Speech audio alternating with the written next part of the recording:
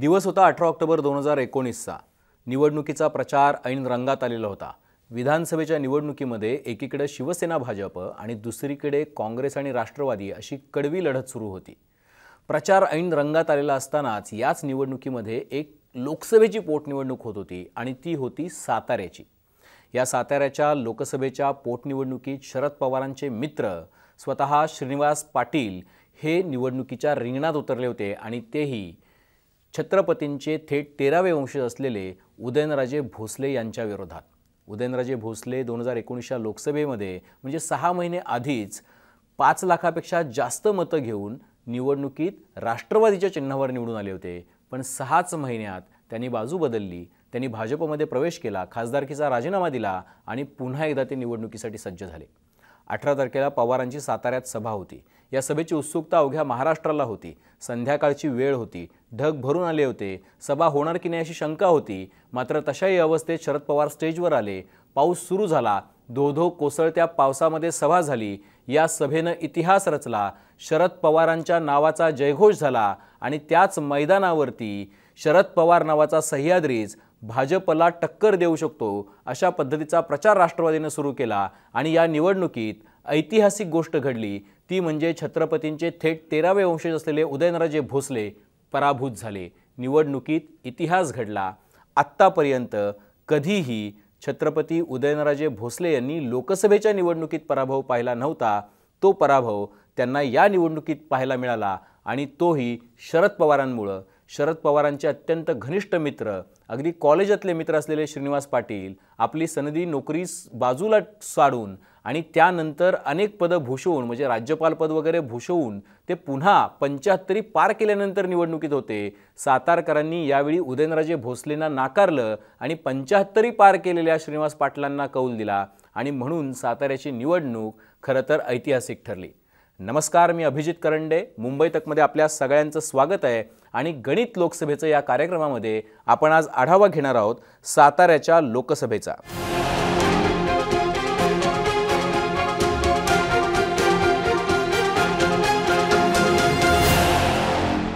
सातारा लोकसभा मतदारसंघ तसा ऐतिहासिक आहे, त्याचं कारणही तसंच आहे। त्याचं कारण असं आहे की या सातारा लोकसभा मतदारसंघाचं प्रतिनिधित्व दिग्गजांनी केलंय। तुम्ही म्हणाल कोण दिग्गज?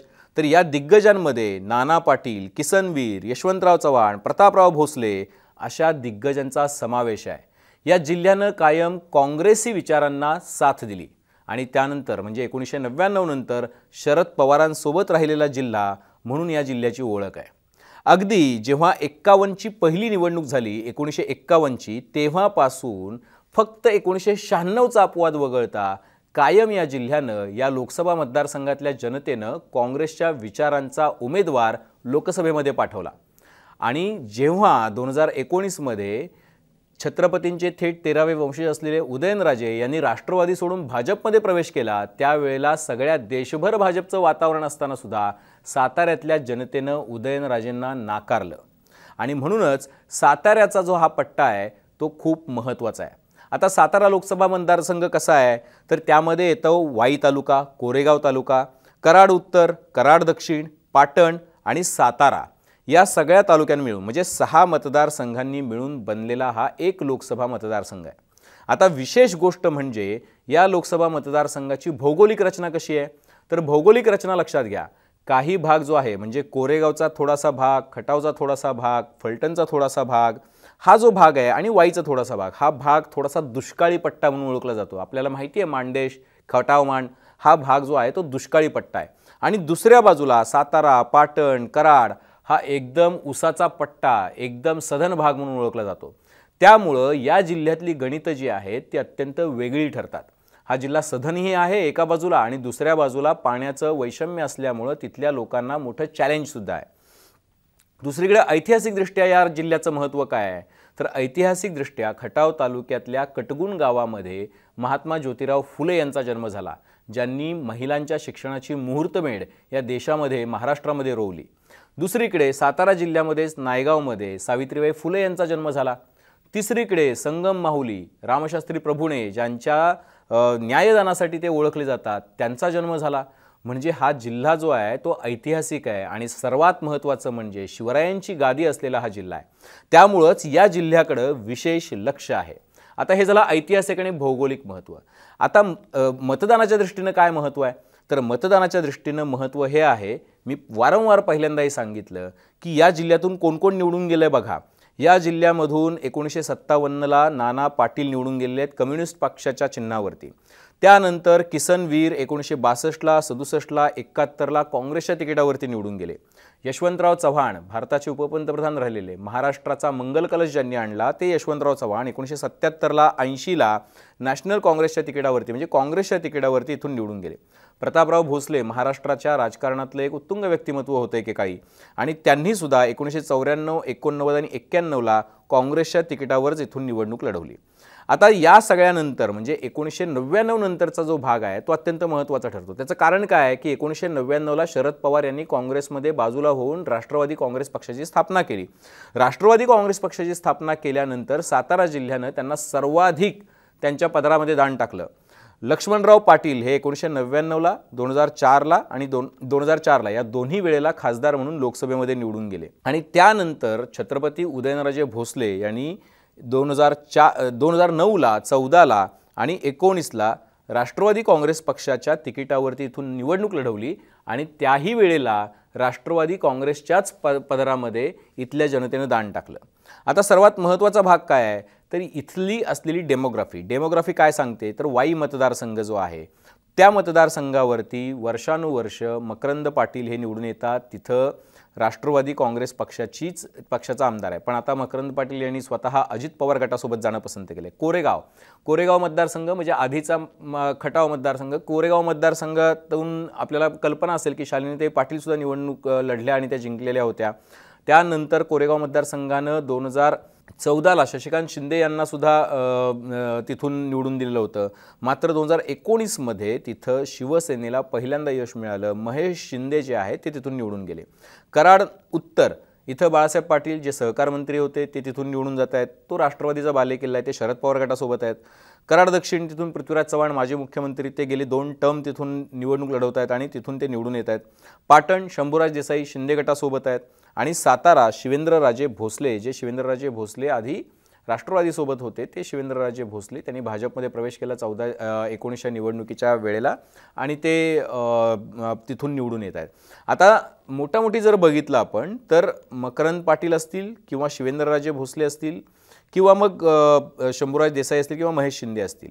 आता ही चारही मंडळी जी आहेत 6 पैकी 4 मतदारसंघ जे आहेत ते महायुतीसोबत असलेले मतदारसंघ आहेत आणि 2 मतदारसंघ बाळासाहेब पाटील कराड उत्तर आणि कराड दक्षिण पृथ्वीराज चव्हाणांचा हे 2च मतदारसंघ जे आहेत ते शरद पवारांच्या विचारांसोबत किंवा आपण म्हणूया की इंडिया अर्थात महाविकास आघाडीच्या लोकांसोबत आहेत. आता या सगळ्यामध्ये पुन्हा तिथं जर यश मिळवायचं असेल तर काय महत्त्वाचं आहे तर आपण बघितलं की कोण कोण इथं निवडून आलेलं आहे आणि कशा पद्धतीनं इथली प्रथा राहिलेली आहे. आता एक काळ असा होता की या 6 पैकी 5 मतदारसंघांवरती राष्ट्रवादीचं वर्चस्व होतं, पण आता ती परिस्थिती राहिलेली नाही आहे. डिलिमिटेशनमध्ये हा मतदारसंघसुद्धा बदललेला आहे.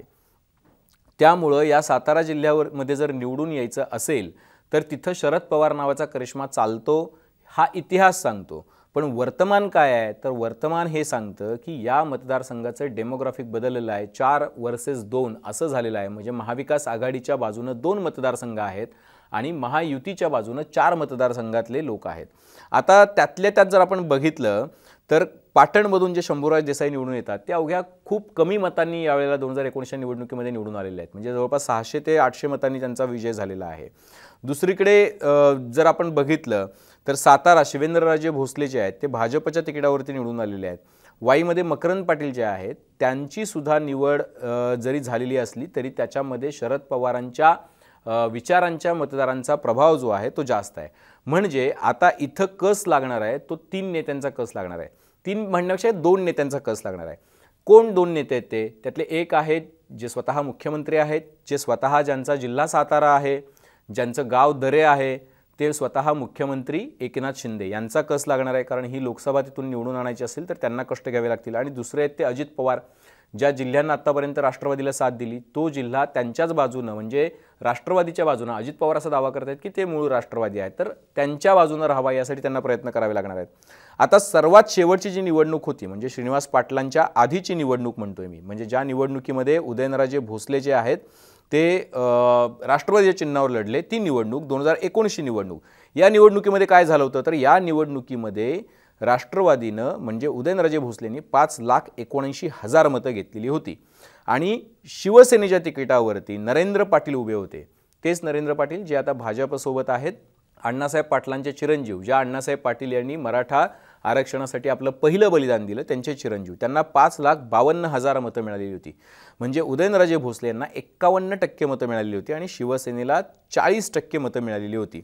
मात्र त्यानंतरच्या 6च महिन्यात जी निवडणूक झाली त्या निवडणुकीमध्ये श्रीनिवास पाटील यांना 51.4% मतं घेत त्यांनी 6,36,000 मतं मिळवली आणि भाजपच्या उदयनराजे भोसले यांना 5,48,000 मतं मिळाली, त्यांना 44% मतं मिळाली. म्हणजे आपण बघितलं की उदयनराजेंना जी मतं मिळाली त्यामध्ये मोठी घट झाली, जवळपास 7% मतं त्यांना कमी मिळाली आधीच्या निवडणुकीपेक्षा. आणि नरेंद्र पाटील यांच्यापेक्षा थोडेसे उजवे ठरले उदयनराजे भोसले, जरी ते भाजपच्या तिकिटावर लढत होते तरीसुद्धा, आणि त्यांना 4% मतं जास्तीची मिळाली. आता गंमत अशी आहे या सगळ्यामध्ये, आपण जर आधी गंमत यासाठी मी म्हणतोय कारण या जिल्ह्यानं कुठल्याही परिस्थितीमध्ये म्हणजे 2014ला असं म्हणायचे की नरेंद्र मोदींची लाट होती, त्या लाटेत सुद्धा या जिल्ह्यामध्ये सर्वाधिक मताधिक्य जर कोणाला होतं तर ते राष्ट्रवादीच्या उमेदवाराला होतं. उदयनराजे भोसले यांना 2014च्या निवडणुकीमध्ये 53% मतं मिळालेली होती. 53%. किती मतं होती तर 5,22,000 मतं होती. आणि इंडिपेंडंट उमेदवार म्हणून तिथून उभे जे होते ते होते पुरुषोत्तम बाजीराव जाधव, अर्थात ते शिवसेनेमध्ये होते पण नंतर त्यांना इंडिपेंडंट त्यांनी निवडणूक लढवली. त्या निवडणुकीत त्यांना अवघी मतं जी मिळाली होती ती 1,55,000 मतं होती. म्हणजे पहिल्या आणि दुसऱ्या क्रमांकामधलं अंतर किती होतं बघा. म्हणजे एकीकडे 15% मतवाला दुसऱ्या क्रमांकाची मतं मिळाली आणि 53% मतं होती. आता हा इतिहास मी का सांगतोय ते मी तुम्हाला पुढे जाऊन सांगेन. पण 19ला जेव्हा लाटेच्या पुढे जाऊन सुनामी होती, म्हणजे 283 पेक्षा जास्त जागा 14ला निवडून आल्या, त्याच्याला मोदींची लाट होती, त्याही वेळेला साताऱ्यामध्ये 53% मतं राष्ट्रवादीच्या उमेदवाराला पडली. आणि 2019मध्ये देशात सुनामी होती, मोदींच्या नेतृत्वाखाली भाजपनं 303 जागा जिंकल्या.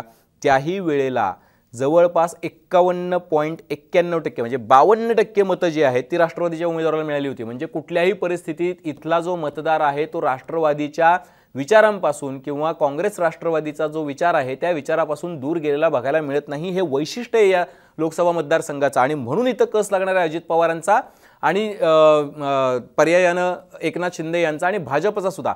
म्हणजे इथल्या मतदाराला कन्व्हिन्स करणं हे सर्वात मोठं चॅलेंज असणार आहे, ते असणार आहे महायुतीसमोर. आणि म्हणूनच साताऱ्यामध्ये सर्वात जास्त शक्ती खर्च करताना आपण बघतो आहोत इथल्या सगळ्या नेत्यांना सुद्धा. 2009च्या जनरल इलेक्शनमध्ये पण बघा, त्याही वेळेला उदयनराजे भोसले इथले उमेदवार होते राष्ट्रवादीचे आणि त्यांना 65% मतं मिळालेली होती, 5,32,000 मतं मिळाली होती. आणि दुसऱ्या क्रमांकाचे उमेदवार होते पुरुषोत्तम जाधव, जे शिवसेनेच्या तिकिटावर लढले होते, त्यांना 28% मतं मिळाली होती, म्हणजे 2,35,000 मतं. म्हणजे हा जो फरक आहे हा फरक कायम तिथं बघायला मिळालेला आहे.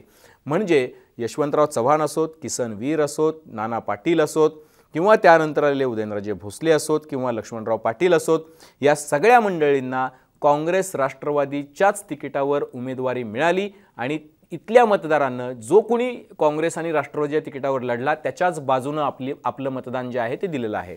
आणि म्हणूनच इथं गेल्या वेळेला उदयनराजे भोसले, ज्यांचा करिश्मा मानला जातो, ज्यांना कुणीही हरवू शकलं नाही, ज्या मोदी लाटेत लोकांना मतं काही हजारांनी लोक फक्त निवडून आली, तिथं हे लाखांनी निवडून आले. म्हणजे 2014ला जानकरांच्या मतांमध्ये बारामती लोकसभा मतदारसंघामध्ये महादेव जानकर आणि सुप्रिया सुळे यांच्या मतांचं अंतर किती होतं तर सुप्रिया सुळे अवघ्या 55 ते 60 हजार मतांनी निवडून आल्या होत्या. मात्र त्याही वेळेला उदयनराजे भोसले यांनी जवळपास 5 लाखापेक्षा जास्त मतं घेतली होती, 53% मतं घेतली होती. म्हणजे आपण फक्त विचार करू शकतो की इथला मतदार किती लॉयल आहे काँग्रेस राष्ट्रवादीच्या विचारासोबत. आता असं असेल तर उमेदवाराची निवड गेल्या वेळेला उदयनराजे भोसले इथून लढले, मात्र ते पडले पोटनिवडणुकीमध्ये. मग 2024ला इथला भाजपचा उमेदवार नेमका असणार कोण? म्हणजे एकतर ही जागा भाजपला सुटणार का, कारण हा परंपरागत मतदारसंघ जो आहे तो शिवसेनेचा आहे. 2019च्या निवडणुकीमध्ये इथं नरेंद्र पाटील शिवसेनेच्या तिकिटावर उभे होते, म्हणजे मूळ शिवसेना.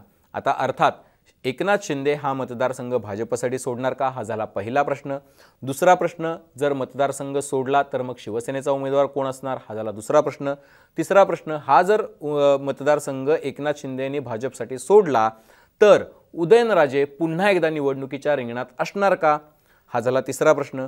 उदयनराजे जर इथल्या निवडणुकीच्या रिंगणात उतरणार असतील तर त्यांना टक्कर देण्यासाठी राष्ट्रवादीकडून पुन्हा एकदा 80च्या जवळपास असलेले श्रीनिवास पाटील रिंगणात उतरणार का, आणि त्यांना त्यांचा मित्र जे शरद पवार त्यांचे मित्र आहेत, अत्यंत जवळचे संबंध आहेत दोघांचे, ते पुन्हा एकदा इथं दोन मित्र मिळून उदयनराजेंच्या विरोधात शड्डू ठोकणार का, हे बघावं लागणार आहे.